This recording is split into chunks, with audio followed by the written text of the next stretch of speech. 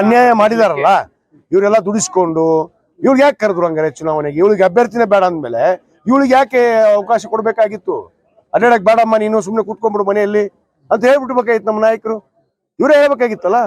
ಅವಾಗ ಬಾರಮ್ಮ ತಂಗಿ ಬಾರಮ್ಮ ಮಗಳೇ ಅಂತೇಳಿ ಚುನಾವಣೆಯಲ್ಲಿ ಕರ್ಕೊಂಡು ಪ್ರಚಾರ ಮಾಡಿಸ್ಕೊಂಡು ಈಗ ಅದಕ್ಕೆ ನಾವು ನಿರ್ಧಾರ ತಗೊಂಡಿದೀವಿ. ನಮ್ಮ ಜನಾಂಗ ನಮ್ಮ ಸಮುದಾಯದ ಸಭೆಯನ್ನು ಕರೆದಿದ್ವಿ. ಇಡೀ ಜಿಲ್ಲೆಯ ಇವತ್ತು ರಾಜ್ಯದಿಂದಲೂ ಅನೇಕ ನಾಯಕರು, ಮಾಜಿ ಶಾಸಕರು, ನಮ್ಮ ವಿನಯ್ ಕುಲಕರ್ಣಿಯವರು ಕೂಡ ಬಂದಿದ್ರು. ಅವ್ರು ಕಾರ್ಯಾಧ್ಯಕ್ಷರಾಗಿ ಬಂದಿಲ್ಲ ಇಲ್ಲಿ, ಅವರು ಸಮಾಜದ ಒಬ್ಬ ಮುಖಂಡರಾಗಿ ಬಂದಿದ್ದಾರೆ. ನಂದಳಿ ಹಾಲಪ್ಪನವ್ರು ಬಂದಿದ್ರು, ನಮ್ಮ ಅನೇಕ ನಾಯಕರು ಇನ್ನೂ ಬರೋರಿದ್ರು. ಕೆಲವು ಜನ ಅನಾನುಕೂಲಕ್ಕಾಗಿ ಬಂದಿಲ್ಲ. ಆದರೆ ನಮ್ಮ ಜಿಲ್ಲೆಯ ನಮ್ಮ ಮುಖಂಡರು ಪ್ರಮುಖವಾಗಿ ನಮಗೆ ಸಲಹೆ ಕೊಟ್ಟಿದ್ದಾರೆ. ಏನೇ ಆಗಲಿ ಒಳ್ಳೇದಾಗಲಿ.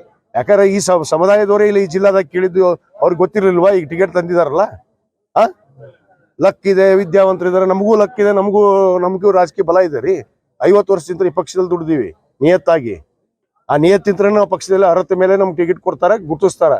ಯಾರಿಗೂ ಹೋಗಿ ನಾ ಯಾರ ಮನೆ ಮುಂದೆ ಬಾಗಿಲು ನಿಂತ್ಕೊಂಡು ಟಿಕೆಟ್ ಕೇಳಿಲ್ಲ. ಅವ್ರವ್ರ ಕರ್ತವ್ಯವನ್ನು ಮಾಡಿದ್ದಾರೆ. ಅವ್ರು ಉಸ್ತುವಾರಿ ಸಚಿವರಿದ್ರು ಅವ್ರ ಕರ್ತವ್ಯ ಮಾಡಿದ್ದಾರೆ. ನಾನು ನಿಂತು ನಿಂತಾಗ ಇದೇನು ದೊಡ್ಡ ಮಹಾಸಹಾಯ? ಸಹಾಯ ಮಾಡಿದೀನಿ, ಅದನ್ನ ಮಾಡಿದೀನಿ, ಏನ್ ಮಾತಾಡ್ತೀರಿ? ನನಗೂ ಮಾತಾಡಕ್ ಬರುತ್ತೆ. ನಾನು ಅಷ್ಟೇ, ನೀವು ಗೌರವ ನಿಮ್ ಕಾಪಾಡ್ಕೊಡ್ರಿ, ನಮ್ ಗೌರವ ನಾವು ಕಾಪಾಡ್ಕೊತೀವಿ.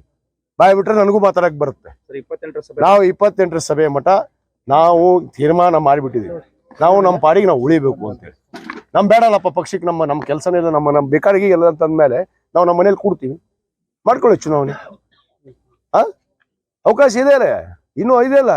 ಯಾಕೆ ದುಡ್ದೋರಿಕೆ ಇಲ್ಲಿ ನ್ಯಾಯ ಇಲ್ಲ ಅಂತಂದು ಯಾವುದೇ ಕಾರಣಕ್ಕೂ ಟಿಕೆಟ್ ಬಿಟ್ಕೊಡಂಗಿಲ್ಲ ಸರ್. ಯಾರು ನೋಡ್ರಿ, ನಾವು ಇವತ್ತಿಗೂ ಅದೇ ಕೇಳ್ತಾ ಇದೀವಿ. ಬದಲಾವಣೆ ಮಾಡೋ ಅವಕಾಶ ಇದೆ. ಜಿಲ್ಲೆ ಜನರು ಇದ್ದಾರೆ, ಸಮಾಜ ಇದೆ. ಎಲ್ಲರೂ ಕೂಡ ಇವತ್ತು ಪಕ್ಷಾತೀತವಾಗಿ ಕೂಡ ಮಾಡಬೇಕು ಅಂತೇಳಿ ತೀರ್ಮಾನ ತಗೊಂಡಿದ್ದಾರೆ. ಈಗಾಗಲೇ ನಮಗೆ ವದಂತಿ ಬಹಳಷ್ಟು ಜನ ಒತ್ತಾಯ ಮಾಡ್ತಾ ಇದ್ದಾರೆ.